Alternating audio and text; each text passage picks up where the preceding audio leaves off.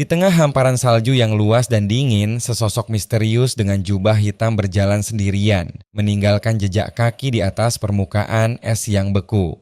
Angin dingin berdesir kencang, membawa serpihan salju yang berterbangan di sekelilingnya, menciptakan suasana yang mencekam dan penuh misteri. Sosok berjubah itu mengangkat tangannya, memperlihatkan tangan dengan cincin warna hitam yang menutupi jemarinya, dan dengan gerakan perlahan ia menyentuh bibirnya. Sebuah aura misterius terpancar dari dirinya, seolah ia sedang merenungkan sesuatu yang mendalam, lalu ia bergumam menarik, menunjukkan ketertarikan pada sesuatu yang tak terlihat. Di kejauhan, sebuah retakan besar membelah hamparan salju bekas perarungan Alon dengan Ultulrus, menciptakan jurang yang dalam dan menakutkan, sementara sosok berjubah itu berdiri di tepinya, mengamati dengan seksama. Mari lihat sejauh mana dia bisa melakukannya, gumamnya, seolah sedang menguji batas kemampuan seseorang atau sesuatu. Kembali ke ruang rapat, seorang bangsawan bertanya kepada Alon, apakah ada sepatah dua patah kata yang ingin disampaikan? Alon dengan ekspresi terkejut dan sedikit bingung, hanya bisa bergumam seriusan, menunjukkan betapa ia tidak menyangka akan menjadi pusat perhatian. Alon dengan ekspresi panik dan wajah pucat dikelilingi oleh Kalia dan Loria yang tersenyum licik, bertanya-tanya mana mungkin aku jadi ketua faksi yang juga dalang perencana jahat dalam semalam. Ia merasa bingung dengan tuduhan itu, seolah ia sedang terjebak dalam sebuah konspirasi. Apa-apaan ini, nama light novel, gumamnya, menunjukkan betapa ia tidak percaya dengan situasi ini. Seorang bangsawan dengan ekspresi tenang berkata, "Ahem, sepertinya tidak ada yang ingin disampaikan, jadi kita lanjutkan saja." Alon dengan ekspresi lelah dan sedikit kesal hanya bisa menghela napas, menunjukkan betapa ia ingin segera mengakhiri rapat ini. Alon dengan ekspresi terkejut dan sedikit panik dikelilingi oleh konfeti yang berjatuhan dan para bangsawan yang bersorak gembira. "Selamat atas berdirinya faksi Kalpa," seru mereka. "Kami sangat senang bisa turut hadir bersama Anda di hari yang membahagiakan ini, Count. Kaulah protagonis malam ini." Alon merasa sangat tidak nyaman dengan perhatian yang ia dapatkan, seolah ia adalah boneka dalam sebuah pertunjukan. Alon dengan ekspresi bingung dan sedikit curiga mengamati para bangsawan yang bersorak gembira, lalu bergumam, apa jangan-jangan cuma pemimpin dalam nama saja? Ia merasa ada sesuatu yang tidak beres, seolah ia sedang dimanfaatkan. Alon dengan ekspresi serius bertanya, "Apa kamu menikmati jamuan pernyataan?" Sementara itu, Kalia dan Loria dengan senyum licik berdiri di tengah bunga-bunga yang bermekaran. Mereka terlihat sangat menikmati situasi ini, seolah semua berjalan sesuai rencana mereka. "Memang aku Alon itu selalu jadi perencana sempurna," gumam Loria, lalu menambahkan, "menurutku cukup baik untuk orang yang kamu inginkan."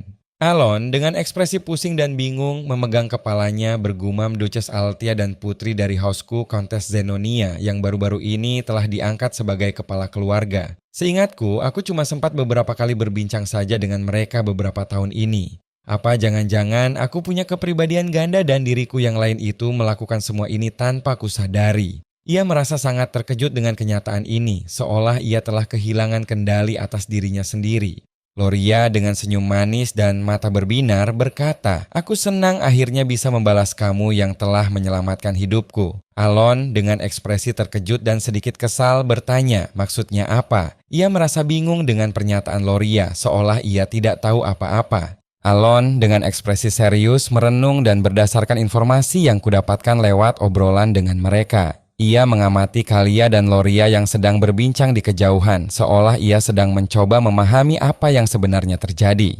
Alon dengan ekspresi serius duduk di kursinya merenung setelah aku, Alon Palatio, memerintahkan pembentukan aliansi di antara mereka berdua. Faksi Kalpa terlahir lewat instruksi yang kukirim pada Zenonia. Ia terlihat sedang mencoba memahami bagaimana semua ini bisa terjadi, seolah ia sedang menyusun kepingan-kepingan teka-teki. Alon dengan ekspresi terkejut melihat tumpukan hadiah yang memenuhi ruangannya. Bangsawan juga telah mengeluhkan soal itu padaku, oleh karenanya tidak banyak bangsawan yang cocok denganku. Jadi mohon dimengerti, dan dengan mengirimkan hadiah padaku ketua faksi itu, mereka diterima masuk ke dalam faksi. Pokoknya sumpah, ia bergumam menunjukkan betapa ia tidak menyangka akan menerima begitu banyak hadiah. Alon dengan ekspresi kesal dan sedikit frustrasi memegang kepalanya bergumam, "Aku tidak pernah menyuruh mereka melakukan ini. Padahal aku cuma mengirim semacam surat permohonan maaf." Ia terlihat sedang mencoba memahami mengapa semua ini terjadi, seolah ia sedang terjebak dalam sebuah kesalahpahaman besar.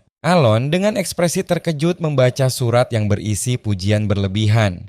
Pantas saja beberapa surat yang kudapat tidak masuk akal. Saya sangat menantikan kerja sama dengan Anda. Count, cintaku sama dengan samudra. Ini melampaui luasnya samudra, kan? Anda tahu itu, kan? Huek, ini orang pasti sinting, gumamnya, menunjukkan betapa ia merasa jijik dengan surat itu. Alon dengan ekspresi serius menatap ke kejauhan, bergumam, kurasa kesalahpahaman ini tidak bisa diluruskan. Berdasarkan pengalamanku, orang yang beroperasi di balik layar cenderung memiliki kepekaan yang aneh. Ia terlihat sedang mencoba memahami psikologi orang-orang yang berada di balik layar. Alon dengan ekspresi serius merenung. Dalam game, orang-orang seperti Kalia dan Loria adalah tipe orang yang sangat berbahaya, apalagi di game ini. Orang jenis mereka kepribadiannya buruk semua. Ia terlihat sedang mencoba memahami karakter orang-orang di sekitarnya, seolah ia sedang menganalisis musuh dalam sebuah permainan. Alon dengan ekspresi serius menatap Kalia dan Loria, lalu berkata, untuk sementara ku terima saja deh. Lalu saat waktunya tepat aku akan mengundurkan diri. Ia terlihat sedang mencoba mencari jalan keluar dari situasi ini, seolah ia sedang merencanakan sebuah strategi. Jadi apa rencanamu mulai sekarang?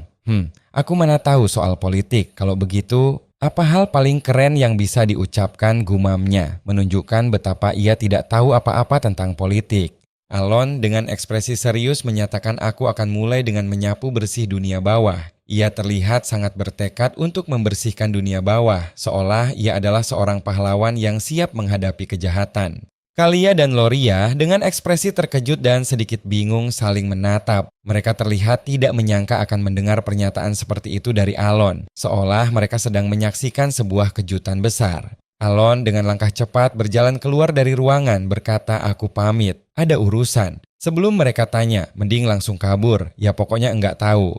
Ia terlihat sangat terburu-buru, seolah ia ingin menghindari pertanyaan-pertanyaan yang tidak nyaman. Di luar mansion, sebuah kereta kuda mewah telah menunggu. Evan dengan ekspresi bingung bertanya, Count? Ia terlihat tidak menyangka Alon akan keluar secepat itu. Alon dengan ekspresi panik bertanya Evan, kau sudah mengirim suratnya kan? Evan dengan ekspresi tenang menjawab, Ya, sepertinya jadi acara di dalam bukan perjamuan. Anda kembali cepat sekali. Ia terlihat sedikit terkejut dengan kecepatan Alon kembali. Alon dengan ekspresi serius berkata, pokoknya jangan lihat ke dalam, mending kita segera pergi ke koloni. Evan dengan ekspresi bingung hanya bisa bertanya-tanya, seolah ia tidak mengerti apa yang sedang terjadi. Loria berkata, sudah kuduga dia akan langsung pergi setelah mengucapkan semua yang perlu dia ucapkan. Kalia juga mengucapkan, tapi aku sudah menguasai dunia bawah tanah wilayahku sudah lama. Loria dengan ekspresi tenang berkata, menyatukan dunia bawah ya, itu pasti akan jadi menarik. Ia terlihat sangat tertarik dengan rencana Alon, seolah ia melihat sebuah peluang besar. Kalia dan Loria dengan senyum licik mengangkat gelas anggur mereka, bersulang. Aku akan sangat menantikan apa yang bisa dia tunjukkan pada kita mulai sekarang. Mereka terlihat sangat antusias dengan apa yang akan terjadi selanjutnya, seolah mereka sedang menyaksikan sebuah pertunjukan besar. Di tengah hutan yang lebat, sesosok misterius dengan jubah hitam berdiri di samping kereta kuda yang rusak. Count Palatio, ketemu, gumamnya seolah ia telah menemukan targetnya. Sosok berjubah itu dengan ekspresi serius memegang sebuah artefak di tangannya. Membunuhmu di sini sangatlah mudah, tapi situasinya bisa menyebabkan kalau Master Knight itu bergerak, gumamnya, menunjukkan bahwa ia sedang mempertimbangkan konsekuensi dari tindakannya. Sosok berjubah hitam itu dengan aura ungu yang mengelilinginya teringat akan perkataan ketuanya. Ketua bahkan bilang, berusahalah untuk tidak membuat musuh besar sekalipun hadiahnya juga besar. Itulah peraturannya, gumamnya, menunjukkan bahwa ia terikat oleh aturan yang ketat. Ia melanjutkan, tapi dia sekalipun pasti paham kalau dengar soal misi ini. Sosok berjubah itu dengan ekspresi serius memegang belati di tangannya seolah ia sedang mempersiapkan diri untuk sebuah misi berbahaya. Di bagian selatan kerajaan Ashutalon, di kediaman Duke Komalon, sosok berjubah itu melompat masuk melalui jendela yang terbuka, menciptakan efek cahaya biru yang dramatis. Ia bergerak lincah dan tanpa suara, seolah ia adalah bayangan di kegelapan. Sosok berjubah itu berdiri di tengah ruangan, menatap seorang pria yang duduk di kursi. Kau pasti agennya ya, tanyanya, menunjukkan bahwa ia telah menemukan targetnya. Pria itu dengan ekspresi tenang menjawab, iya, kau pasti kenal betul tentangku. Itu karena kau ada hubungannya dengan Seeker. Sosok berjubah itu yang dikenal sebagai The Agent adalah organisasi rahasia dari kerajaan Federis dengan kemampuan lingkup Shadow Master menunjukkan bahwa ia adalah seorang ahli dalam seni infiltrasi dan pembunuhan. Namun, sebelum pria itu sempat bereaksi, The Agent melancarkan serangan cepat dan mematikan, menciptakan kilatan cahaya yang menyilaukan. Ia bergerak dengan kecepatan luar biasa, seolah ia adalah angin yang tak terlihat. The Agent terus melancarkan serangannya, menciptakan bayangan-bayangan yang menakutkan di sekelilingnya. Pria itu, yang kini terperangkap dalam lingkaran sihir, hanya bisa bergumam kau kuat seperti dugaanku, menunjukkan bahwa ia telah meremehkan kekuatan The Agent. Pria itu dengan seringai licik menatap The Agent. Aku ingin kau menyingkirkan Count Palatio. Kau pastinya takkan menolak permintaan dariku yang disebut-sebut sebagai Tyrant of Ashutalon, iya kan? Tanyanya, menunjukkan bahwa ia memiliki kekuatan dan pengaruh yang besar. The Agent tertawa, selama pembayarannya dilakukan dengan benar takkan ada kegagalan sekalipun target merupakan anggota keluarga kerajaan. Ia tampak percaya diri dengan kemampuannya, seolah tidak ada misi yang mustahil baginya. Namun, The Agent dengan ekspresi serius berkata, tapi aku tak yakin apa kau mampu menanggung biayanya, Tuan Carmine. Ia tampak meragukan kemampuan Carmine untuk membayar jasanya.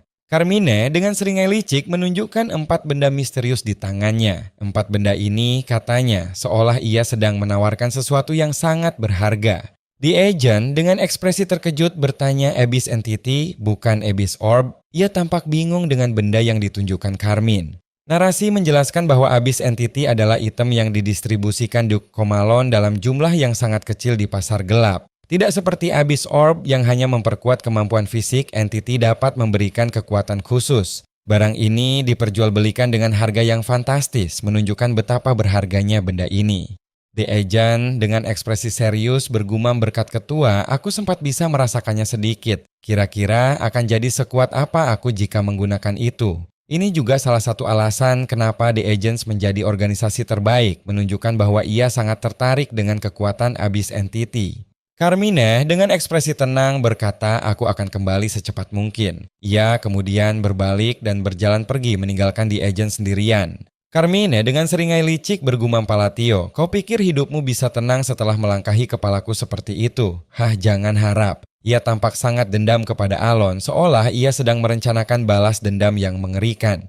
Di luar mansion, di bawah langit malam yang gelap, The Agent menatap Duke Comalon. Apa ini tidak masalah, tanyanya, menunjukkan keraguannya. Duke Comalon yang dikenal sebagai Seeker mengepalai para bangsawan di kerajaan Ashutalon. Ia adalah sosok yang kuat dan berpengaruh, menunjukkan bahwa ia memiliki kekuasaan yang besar. The Agent dengan ekspresi serius bergumam, tadinya aku penasaran apa yang direncanakan putramu yang tak berguna itu setelah mencuri Abyss Entity. Meski imbalannya sangat menggoda, apapun situasinya keluarga Duke tidak boleh dilawan, jadi ia tampak ragu untuk melanjutkan misi ini. Duke Comalon dengan ekspresi tenang berkata, aku tak dengar apa-apa, pergilah. Ia tampak ingin menutup mata untuk masalah ini. Bagus. Gumam The Agent menunjukkan bahwa ia telah mendapatkan izin untuk melanjutkan misinya. Duke Comalon dengan senyum tipis bertanya, apa Anda ingin menitipkan salam pada ketua kami? Ia melanjutkan, alasan yang bagus untuk kunjungan mendadak ini. Lakukan sesukamu. Ia tampak memberikan kebebasan kepada The Agent untuk melakukan apapun yang ia inginkan. Di bawah sinar bulan yang terang, The Agent melompat keluar dari jendela meninggalkan Duke Comalon sendirian. Jadi maklumu, kau tak bisa menerapkan pengaruhmu di kerajaan Asteria. Itu benar, Seeker, gumam Duke Comalon menunjukkan bahwa ia memiliki batasan dalam kekuasaannya. Narasi menjelaskan bahwa karena faksi Kalpa, juga Count Palatio yang menjadi ketua faksinya, kini skalanya jadi semakin membesar. Shuto, orang kuat di dunia bawah kerajaan Ashutalon, tampak serius menunjukkan bahwa ia sedang memikirkan tentang ancaman yang akan datang. Duke Comalon dengan ekspresi serius bergumam, aku bisa kerepotan kalau harus turun tangan langsung. Momen ini sangat pas. Ia tampak senang dengan situasi ini, seolah ia melihat sebuah peluang besar. Di tengah hutan yang gelap, The Agent melayang di udara menatap kereta kuda yang rusak di bawahnya. Tidak kusangka Abyss Entity tak menjadi milikku, gumamnya menunjukkan kekecewaannya. The Agent dengan ekspresi serius memegang sebuah pena yang memancarkan cahaya putih. Tolong jangan diambil hati, Count Palatio, katanya seolah ia sedang meminta maaf kepada Alon. The Agent sebelum melancarkan serangan cepat dan mematikan, tubuh The Agent diserang oleh seseorang menciptakan kilatan cahaya biru yang menyilaukan. Ia bergerak dengan kecepatan luar biasa, seolah ia adalah angin yang tak terlihat. Di bawah sinar bulan yang terang, The Agent tergeletak di tanah, batuk-batuk. Ia tampak terluka parah, menunjukkan bahwa ia telah menghadapi serangan kuat. The Agent mencoba berbicara, namun ia tidak bisa. Seseorang dengan ekspresi tenang berkata, seolah ia ingin The Agent tetap diam.